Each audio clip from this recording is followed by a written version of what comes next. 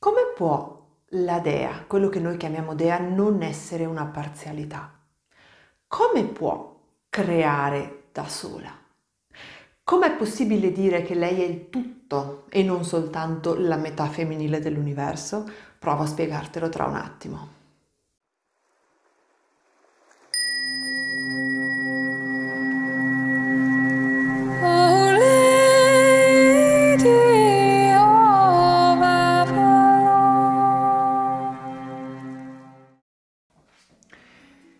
Quello che sto per spiegare adesso è forse uno dei concetti più complessi da capire per gli occidentali oggi, proprio perché noi siamo abituati a ragionare sempre e comunque in ottica di dualismo positivo, cioè qualcosa diviso per due che deve, si spera, avere lo stesso spazio. In realtà nel dualismo positivo vedremo in un altro momento che non è così, c'è sempre una parte che sovrasta l'altra.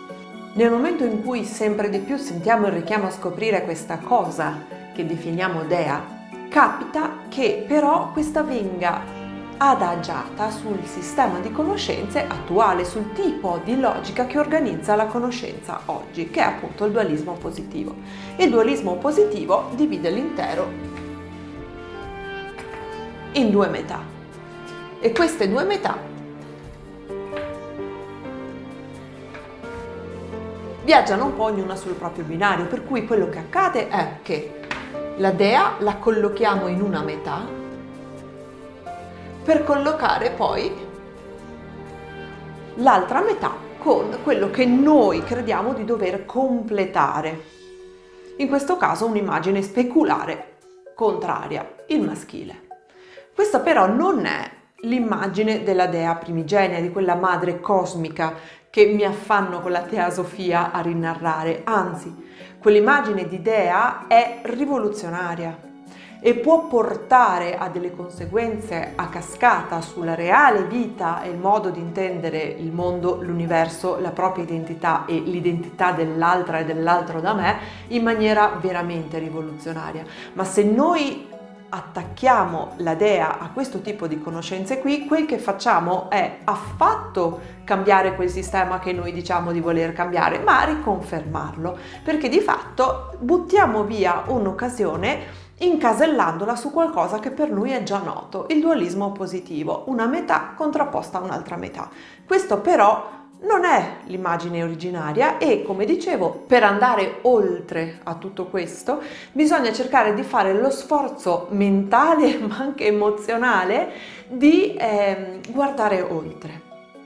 L'immagine di quella grande madre cosmica non ha niente a che vedere con il femminile narrato secondo le categorie vittoriane che conosciamo oggi, ovvero luna, negativo, debole, intuitivo, contrapposto a sole, positivo, forte, razionale. Non ha nulla a che vedere con questo, è qualcos'altro e viene in un paradigma che precede quello delle divisioni e anzi lo può risolvere e ricomporre. Perché abbiamo un'immagine quindi di un ventre gravido?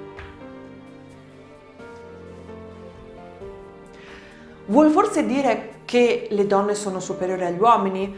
Questa è la lettura che viene data nel momento in cui io applico la lettura duale o positiva al fenomeno che mi sembra. In realtà, quel mondo diviso in due di cui parlavamo prima, se lo vogliamo salvare, è qui.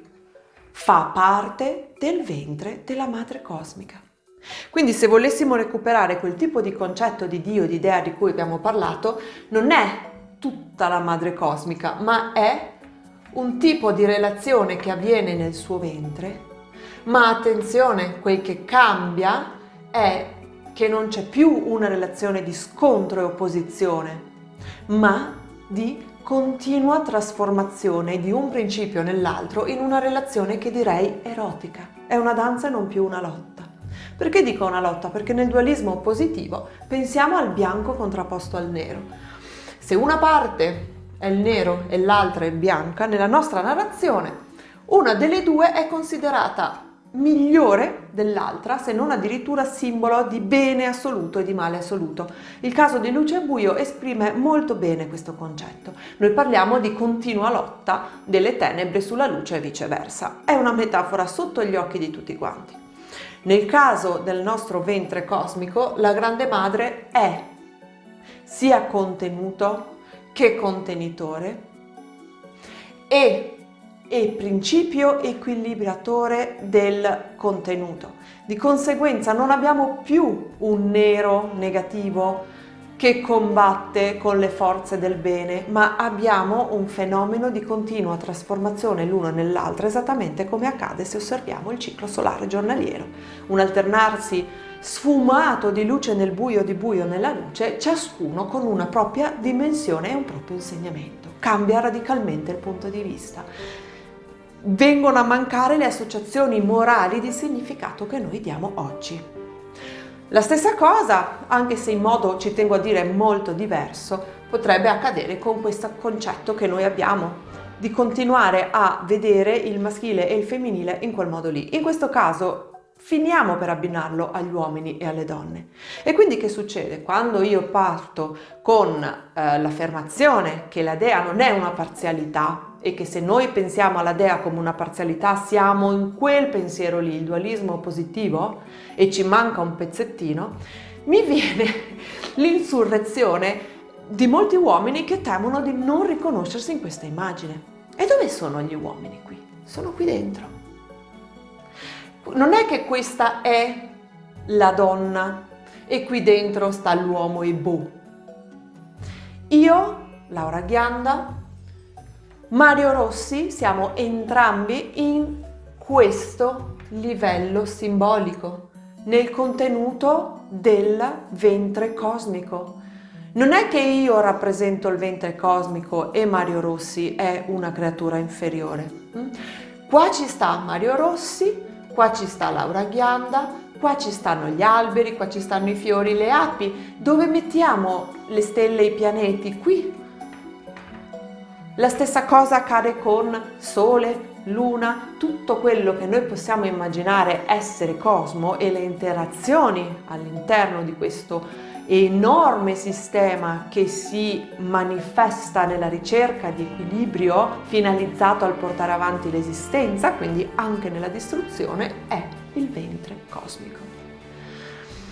E allora la domanda è: ma perché un ventre cosmico? Questo è un passaggio logico che a volte risulta difficile da comprendere, perché noi siamo abituati a un'intelligenza puramente logica e un ragionamento per concetti astratti.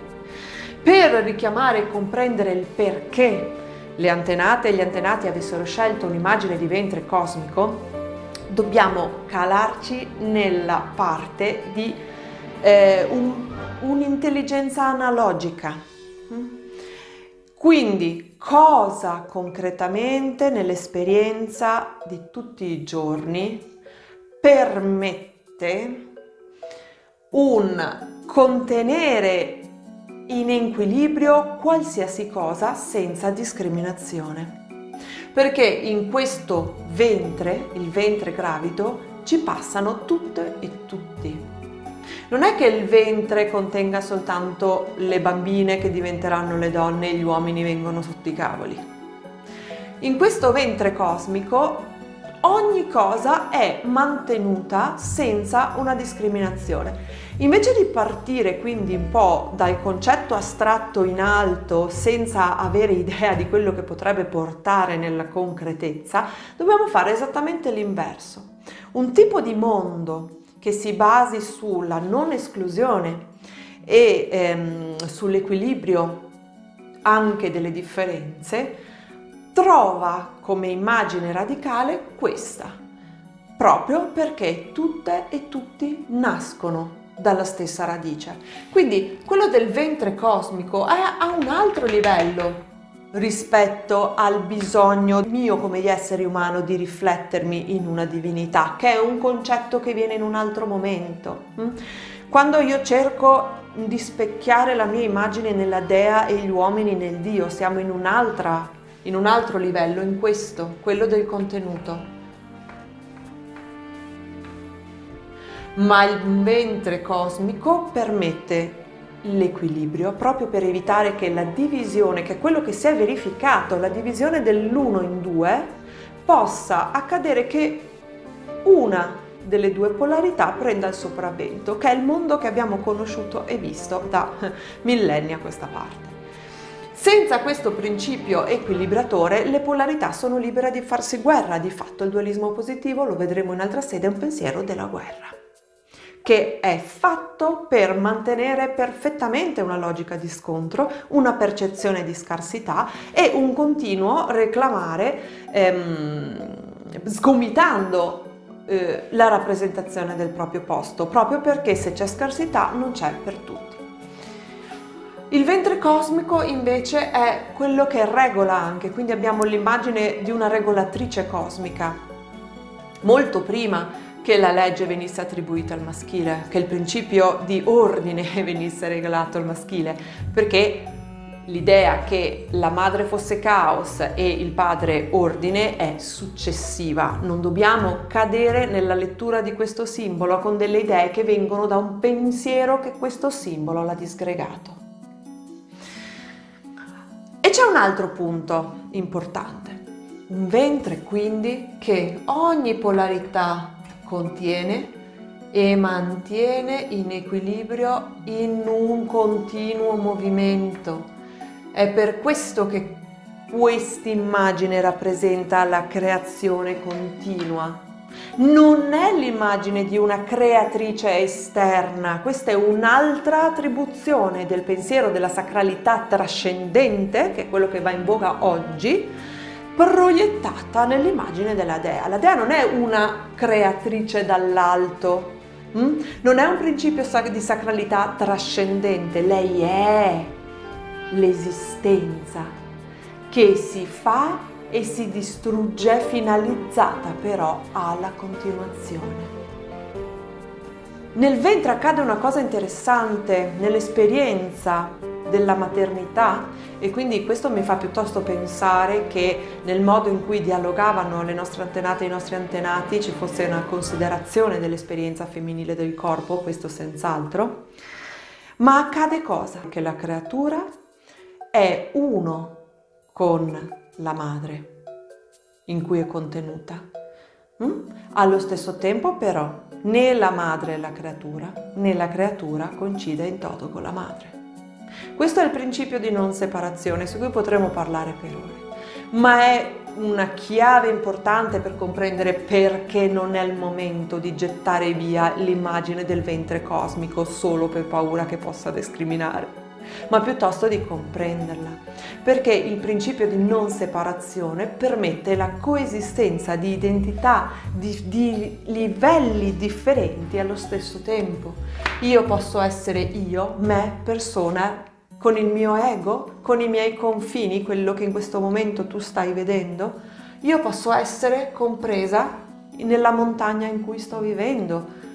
Sono io, me, io Lagorai, in principio di non separazione, e a tanti altri livelli maggiori io Cosmo, senza la necessità di distruggere, proprio perché non è un dualismo positivo dove o sono io o sono il Cosmo, o. Questo è il pensiero che divide, o questo o quello, quindi se c'è un'immagine femminile sto escludendo il maschile. No, stiamo andando fuori strada. Con il principio di non separazione per me è possibile essere io Laura e io Cosmo in principio di non separazione. Quindi io Laura Ghianda sono dea in principio di non separazione. Ovvio, non sono tutta la dea, lo sono però in principio di non separazione, compartecipo di lei. Mario Rossi uguale esattamente tanto quanto me. Mario Rossi è quella madre cosmica in principio di non separazione. Mi ha chiesto oggi un amico, non possiamo usare altri modi di dire, ad esempio il madre-padre. Il madre-padre è un modo di dire coniato in un sistema duale. Hai bisogno di due nomi che definiscono due cose differenti. Nel madre-padre manca il contesto del contenitore, manca il discorso dell'equilibrio e manca un'altra cosa. questa.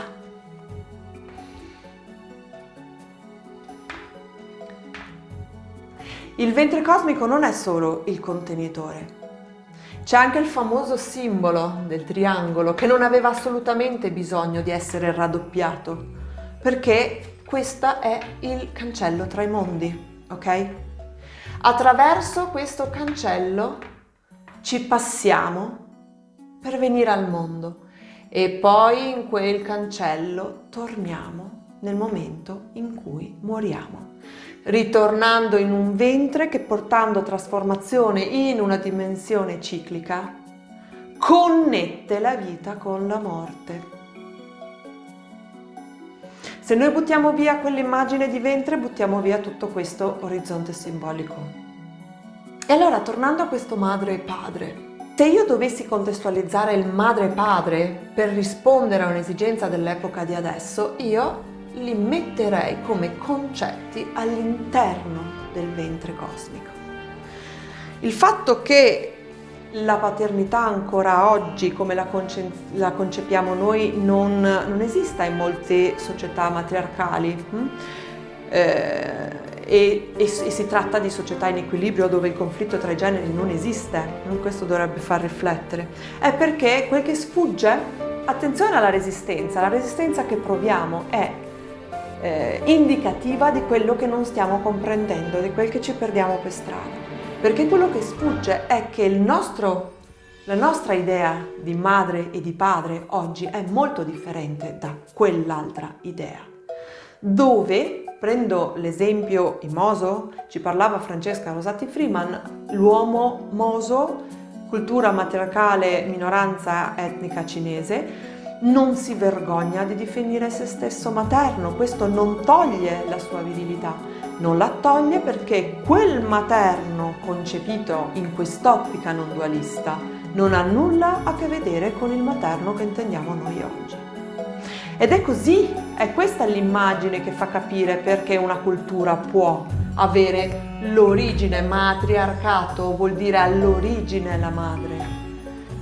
Nessuna discriminazione, non di razza, non di orientamento sessuale, né di idee, nulla, perché quella madre lì è madre per tutti. E allora nel momento in cui, un'immagine che può aiutare è questa, nel momento in cui io varco questo cancello tra i mondi, che io mi chiami Laura Ghianda o Mario Rossi, io porto con me questa qualità di materno, proprio perché integro l'identità che già ricevo per il fatto di essere in vita, non la sentirò in contrasto con ciò che sono. È un po' come il modo in cui le perle si fanno, non è una immagine mia questa, mi fu passata da una professoressa all'università. Le perle mettono su strato dopo strato dopo strato dopo strato. Quindi quello che sono all'inizio, il primo strato, non lo perdono nel momento in cui diventano grandi, resta. E questa è l'origine del nostro materno, sia nelle donne che negli uomini, che in coloro che non si riconoscono né in una categoria né nell'altra categoria. Ed è per questo, nel momento in cui io ho questa consapevolezza di essere la dea, in principio di non separazione, che sia io uomo, donna o non binario, quando la faccio mia non ho più bisogno di lottare contro questa immagine, perché non solo non mi toglie nulla, ma aggiunge anche al tipo di mondo che posso creare. Sono Laura Ghianda, sono la fondatrice della Teasofia e seguitemi su Facebook oppure su Instagram o su YouTube.